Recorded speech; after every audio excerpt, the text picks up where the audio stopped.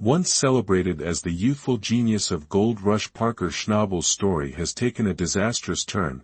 Well known for his instincts and work ethic are unparalleled. For discovering gold in the most difficult circumstances, Parker is currently incarcerated not behind the wheel of his iconic A Digger. In one of the most startling recent environmental court cases, Schnabel's mining history has been convicted and given a life sentence without parole eligibility, and all appeals depleted his gold empire, which was once an invincible force in the sector, has stopped dead in its tracks. This is the same Parker who made a college profit into a profitable gold mining company, who had already drawn more than, by the age of 24, $13 million worth of earthly gold. Gold Rush made him a household name, made mud amusing, and solidified effort into gold in the ratings for season 14. His procedure alone brought in $24 million in earnings, but now everything financial resources, such as the $16 million earned investigations are locked up this year, are moving into Dominion Creek.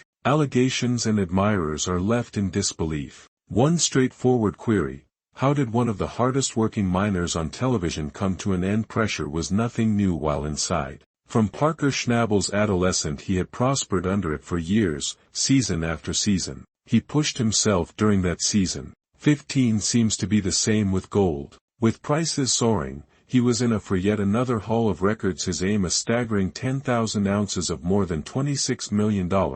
Although the pursuit of that figure came at a high price, to reach his goal, Parker required speed, scale, and no failures. Therefore he took a risk and invested $2.5 million to purchase two significant gold claims. Sulphur Creek and Gold Run weren't just plots, but they were historic mining sites with a total yield $1.5 billion in gold during the previous 100 years. But the landscape was the ground is already unpredictable. Stripped in some areas and subject to legal obligations, Parker spotted an opportunity as it loomed. Moved his biggest washing plant, Big Bob, from the sulfur allegation made by Keenan Stewart. The most difficult 25-meter trek is in Creek A. He provided his workers a chance to try something new. Only 10 hours to complete. It was an bold request, is almost impossible, but they delivered.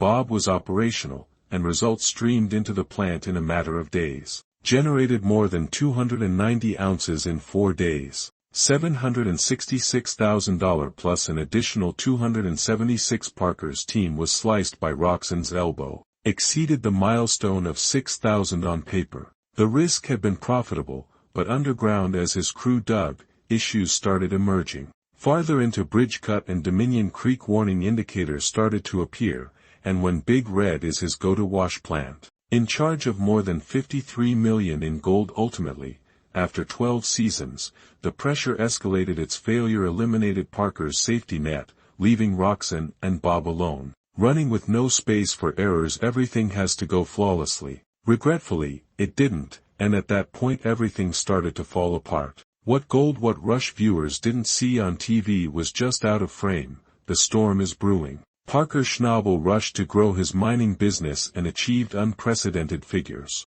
Prior to becoming cold, he was also stepping directly into legal danger. In his relentless pursuit of financial gain, Parker started taking shortcuts. He went into hurried private agreements to protect nearby claims, agreements that were easily circumvented. Important environmental evaluations. The problems began as soon as his crew began construction at Sulphur Creek. Initially the issues appeared to be mild. Muttering about the absence of permits, disruption of a nationally protected area, abandoned fuel tanks, and a canal rusting under the ground, but responses were difficult to find, and the first indicators of problems with postponed inspection visits to government sites without prior notice started heaping up discreetly, and few people noticed. However, there were warning signs, such as Parker's. The team worked continuously. Mountains of gravel that are ecologically vulnerable areas. Those alerts became subpoenas, were issued after legal warnings. Then the big hit was delivered by federal prosecutors. Submitted extensive environmental. Parker's allegations. These weren't small transgressions, they were grave. Among the accusations were unapproved damage of protected areas by dredging rivers and inappropriate dumping of toxic waste, all connected to the $2.5 once a million Sulphur Creek transaction. Investigators began to delve further into as things became worse.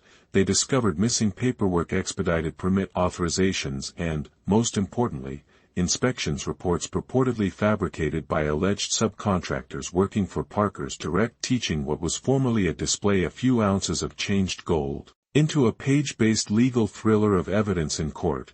According to the prosecution, Parker had purposefully pushed activities that go beyond the law to hit his lofty target of 10,000 ounces, depicted a man who was so motivated by outcomes of his disregard for warnings, ignored rules, and placed the immediate surroundings and hence public safety is seriously endangered. The data that were shown in court were damning. 68 verified violations were found. Over $3.1 million on an unapproved website, hazardous soil readings while working close to machinery, and more than 8,000 gallons of hydraulic fluid not taken into consideration. For Parker's defense crew hurried and contended that they were unintentional errors made by the third-party contractors had handled obligations, and that any paperwork because of a delay in the bureaucracy, not on purpose misconduct. But then the emails arrived. In one conversation, Parker specifically urged his team to ensure consistent output and not allow other distractions to slow us down. Line and similar ones reverberated throughout the courtroom, and with a lot of affected how the jurors saw things become worse when a former crew member stated in court that Parker had been constantly alerted to the dangers of the law and decided to move forward nevertheless. As a result, prosecutors were crushed. Displayed a glaring pattern of careless conduct and persistent infractions. The charges included environmental destruction in order to falsify documents and perhaps even the impediment of justice. Parker's case was ruled to be behaviors that show a strong will to disdain for federal law, which led to the most severe punishment specifications.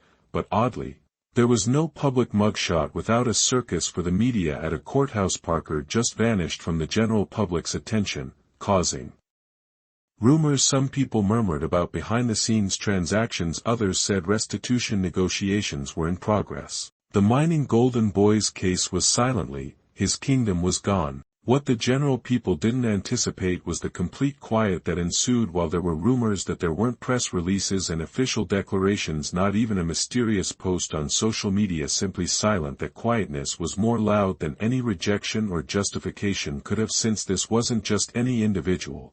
It was the breakthrough star Parker Schnabel.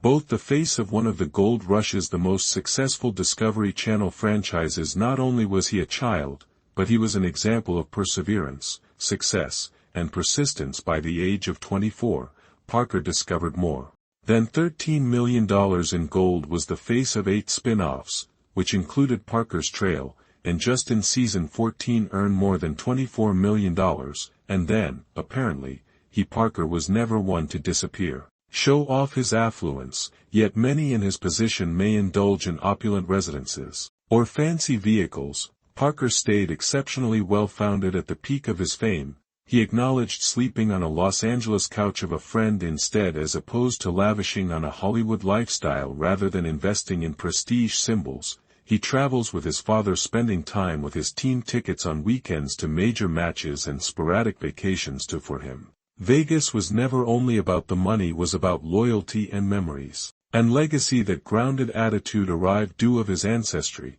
Parker grew up in a family based on tenacity. My great-grandfather made a living by the wildness of Alaska. His grandmother accompanied him in 1937. His dad still gets up before the sun comes up daily to operate in the presence of such steadfast illustrations of perseverance and dedication. Parker discovered early on to endure suffering and keep going through difficulty. One of his favorite things, recollections of a summer worked with beside his grandfather, sharing tales and dinners, which he subsequently stated that he wishes he had captured to Parker on tape. Those private encounters were far more important than whatever the gold bar. The same legacy is presently suspended in the season 15 of Balance. Was hailed as his greatest accomplishment to date, a victorious return with an impressive 10,000 ounces of gold target, but instead it was referred to as the season in which everything went wrong. Regulation setbacks and equipment failures, when a legal whirlwind blew over all during Parker's tenure.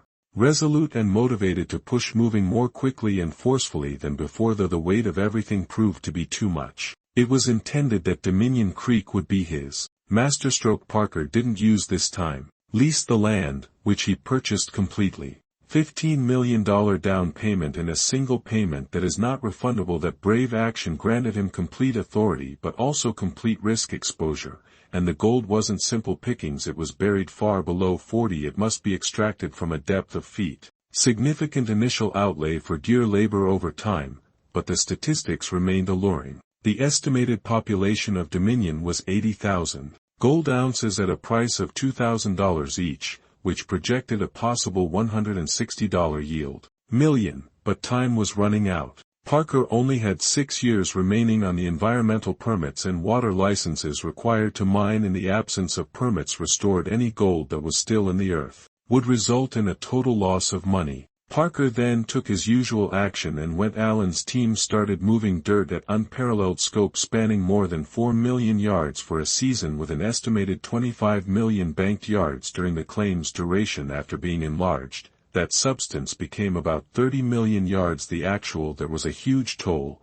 This was not safe. Net scenario delays resulted in lost money. Lost ounces meant irreplaceable worth. Parker didn't have any room for error. He was only wagering on the land, on himself, his group, and their relentless work ethic. At this point, the rumors had been weakened by pressure. Revealed Parker was under protective detention. Others conjectured he was private restitution negotiations. No, the only thing that was certain was fear. Anything might have broken in his apparatus, but in the individual himself. For someone who made a living by tenacity, that silence was a terrible turn. That Parker Schnabel didn't take back down as soon as the pressure increased. Doubled down rather than reducing losses, reducing or withdrawing.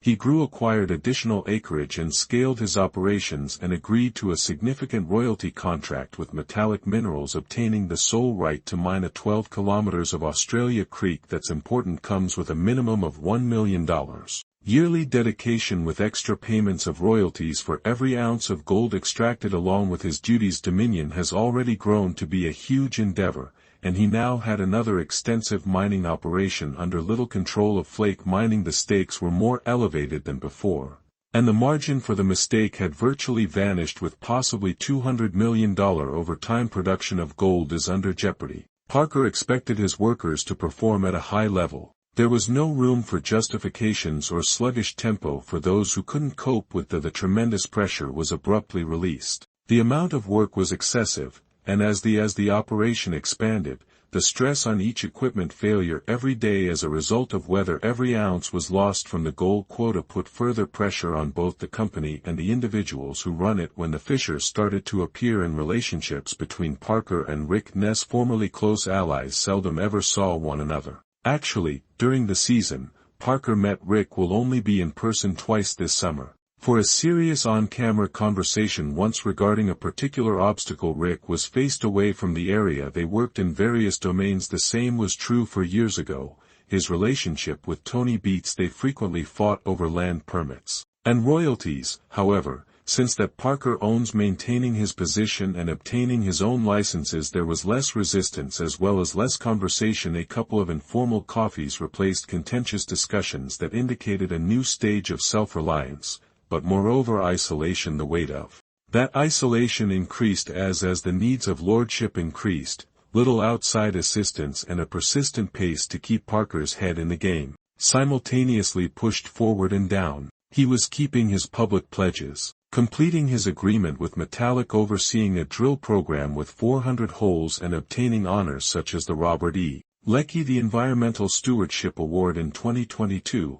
but only 2 years later, he discovered oneself under investigation by the law, demonstrating the speed at which things might change in the Parker. Despite all, the mining world stayed loyal to himself, with no extravagant way of living, without a superstar ego. He lived modestly on the couches of friends in Los Angeles and always on the move. Whether in the Bahamas or Mexico, constantly grinding. Some people view that motivation as inspirational. For others, it's the absolute something that sent him over the edge. By 2024 his estimated net worth was between 8 and 10 million, remarkably small for the face of one of the most popular Discovery Channel triumphant Parker Schnabel's franchises have never. Despite earning money, they lived like millionaires. Like one, he doesn't show off his wealth, watches or assemble a collection of unusual vehicles. According to most sources, he doesn't even possess multiple residences. A modest 2,000 constructed a square foot home in Honus,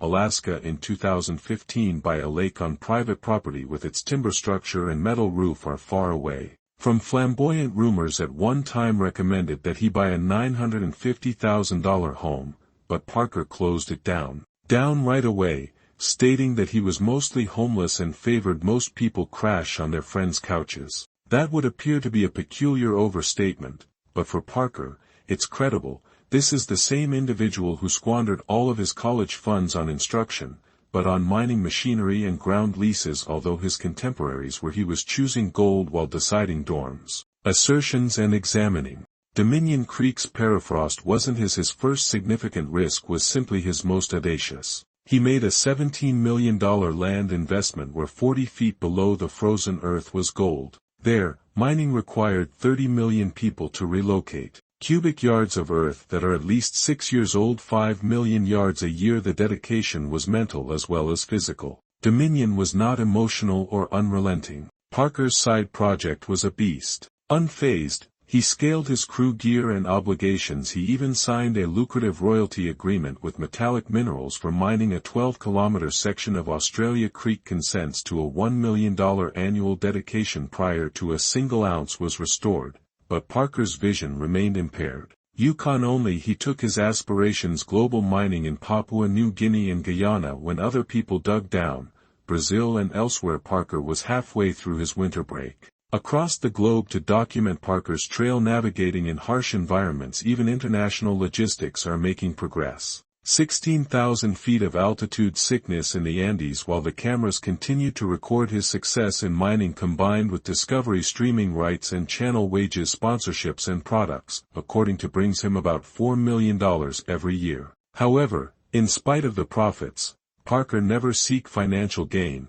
a sense of purpose, and to preserve the legacy of his grandfather, prove himself as a young guy and safeguard his crew. From Alaska's rural areas might control one of the most brutal industry in the world, and now the future of Dominion is on hold, is unclear and involved in a legal assessment. The momentum is slow and the royalties sites are quiet. He constructed a sit-in limbo with season 15. Fans of the show are left wondering whether Parker Schnabel emerged from this more resilient, or has the golden run arrived at last. Its conclusion. Remember to like, share, and sign up for more great updates.